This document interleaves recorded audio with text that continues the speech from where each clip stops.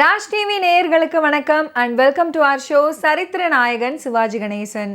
இந்த நிகழ்ச்சியில் சிவாஜி அவர்களுடைய திரைப்பயணத்தில் நடந்த நிறைய இன்ட்ரெஸ்டிங்கான விஷயங்களை நம்ம தொடர்ந்து பார்த்துக்கிட்டு இருக்கோம். அந்த வகையில் இன்னைக்கும் நிறைய சுவாரஸ்யமான தகவல்கள் உங்களுக்காக காத்துக்கிட்டு இருக்கு. வாங்க நிகழ்ச்சிக்குள்ளே போகலாம். நடிகர் திலகம் சிவாஜி கணேசன் அவர்களின் திரைப்பயணத்தில் 1954ஆம் ஆண்டு வெளியான அபூர்வமான திரைப்படம் தான் தூக்கு தூக்கி. R.M. கிருஷ்ணசாமி அவர்களுடைய இயக்கத்தில் உருவான இந்த திரைப்படத்தில் Sivaji Ganesan, Lalitha, Padmini, Ragini, T.S. Balaiah, C.K. Saraswati, R. Balasubramaniam, Kannaiya அப்படின்னு பல நடிகர்கள் நடிச்சிருந்தாங்க. திரைப்படத்துக்கு இசையமைத்தவர் இசைமேதை G. ராமநாதன் அவர்கள். A.T. கிருஷ்ணசாமி மற்றும் V.N. சம்பந்தம் ஆகியோரின் திரைக்கதை வசனத்தில் உருவான இந்த தூக்கு தூக்கி திரைப்படத்தை அருணா ஃபிலிம்ஸ் நிறுவனம் ப்ரொடியூஸ் பண்ணியிருந்தாங்க. KS பிக்சர்ஸ் நிறுவனம் இந்த திரைப்படத்தை வெளியிட்டாங்க. அந்த நாட்களில் பிரபலமான நாடகங்கள் திரைப்படமாக உருவாவது வழக்கமாக இருந்துச்சு. அந்த வகையில் இந்த தூக்கு தூக்கி திரைப்படமும் உடுமலை நாராயண கவி அவர்கள் எழுதிய தூக்கு தூக்கி அப்படின்ற நாடகத்தின் கதையை தழுவி உருவானது. V.A. தியாகராஜ செட்டியார் அந்த நாட்களில் முக்கியமான ஒரு நாடக ஆசிரியர். தூக்கு தூக்கி திரைப்படத்தின் மூல நாடகத்தை எழுதியவர் இவர் தான். தூக்கு தூக்கி திரைப்படமே இன்று வெகு சிலர் நினைவில் தான் இருக்கிறது. ஒரு பழமொழி சொல்வாங்க, கொலையும் செய்வாள் பத்தினி அப்படின்ற இந்த பழமொழியை அடிப்படையாக வைத்து எழுதப்பட்ட நாடகம் தான் இந்த தூக்கு தூக்கி.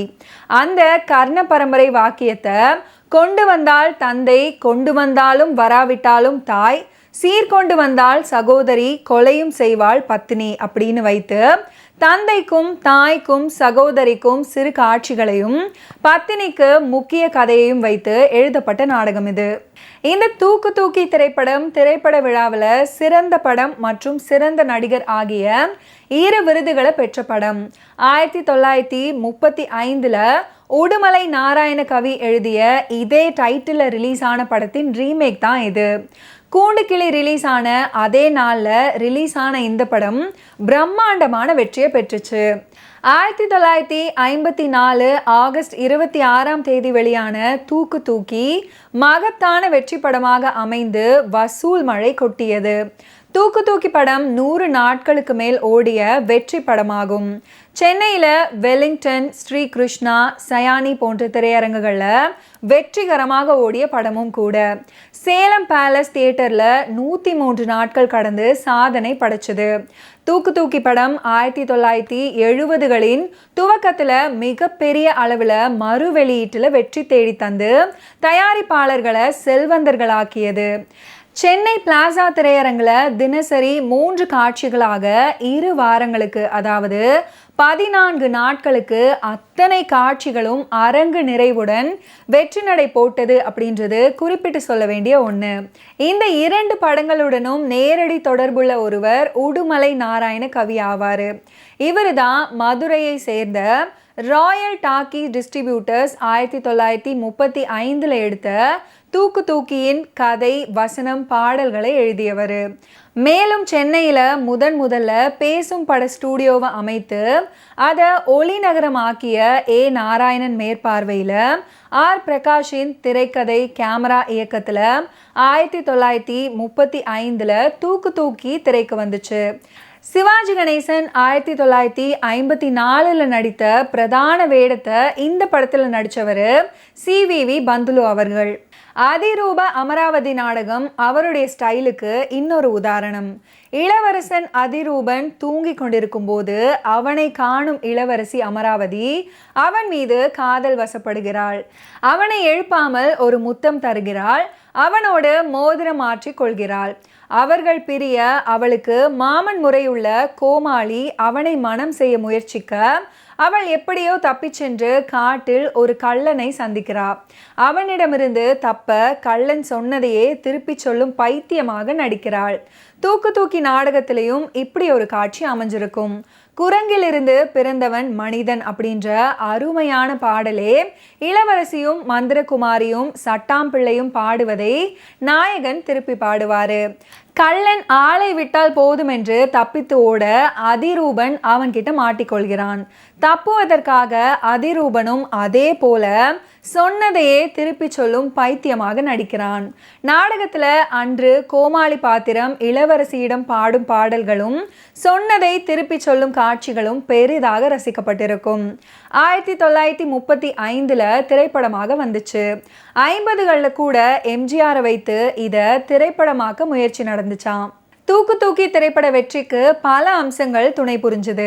ஏ.டி. கிருஷ்ணசாமி, வி.என். சம்பந்தம் ஆகியோரின் திரைக்கதை அமைப்பும் வசனமும் திருத்தமாக அமைஞ்சிருந்துச்சு. சிவாஜி முதற்கொண்டு சின்ன பாத்திரங்கள் நடித்த பலருடைய நடிப்பு நம்பகத்தன்மையை கூட்டியது.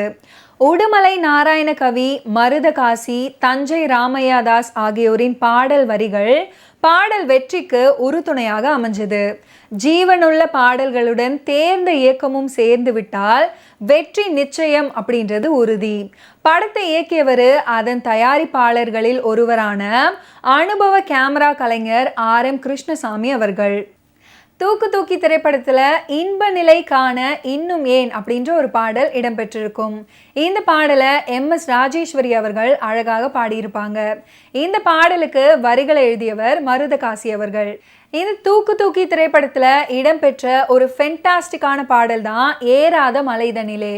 மந்திரி குமாரி படத்துல அன்னமிட்ட வீட்டிலே கண்ணக்கோள் சாத்தவே அப்படின்ற நாட்டுப்புற பாங்குல அமைந்த பாடலை பாடியவர் தான் பின்னால பெரும் புகழ் பெற்ற டி.எம். சௌந்தரராஜன் அவர்கள். ஆரம்ப நிலையில இருந்த சௌந்தரராஜனுடைய குரல் நாட்டுப்புற பாங்குல பாடுவதற்கே பொருத்தம் அப்படின்ற நிலையில அது போன்ற பாடல்களை பாட வைக்கப்பட்டாரு. ஜி. ராமநாதனால விரும்பப்பட்ட சௌந்தரராஜன் அவரால் இசையமைக்கப்பட்ட தூக்கு தூக்கி படத்துல மீண்டும் நாட்டுப்புற பாங்குல அமைந்த பாடலான ஏறாத மலைதனிலே ஜோரான கௌதாரி 2 அப்படின்ற பாடல் மூலம் சினிமா வட்டாரத்துல கவனம் பெற்றாரு.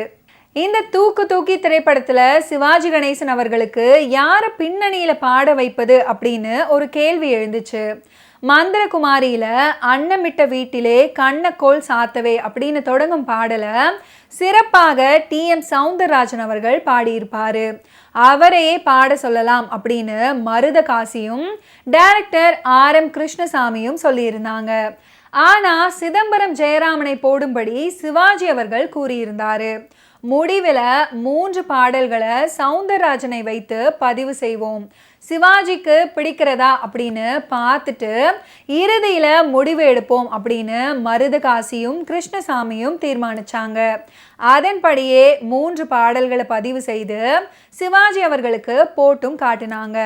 ஈடுபாடு இல்லாமல் கேட்ட சிவாஜி அவர்கள் ஏறாத மலைதனிலே ஜோரான கௌதாரி 2 அப்படின்னு டி.எம். சௌந்தரராஜன் ஓங்கி குரல் எடுத்து பாடிய நாட்டு பாங்கான பாடலை கேட்டு வியந்து போய் பாராட்டினாராம்.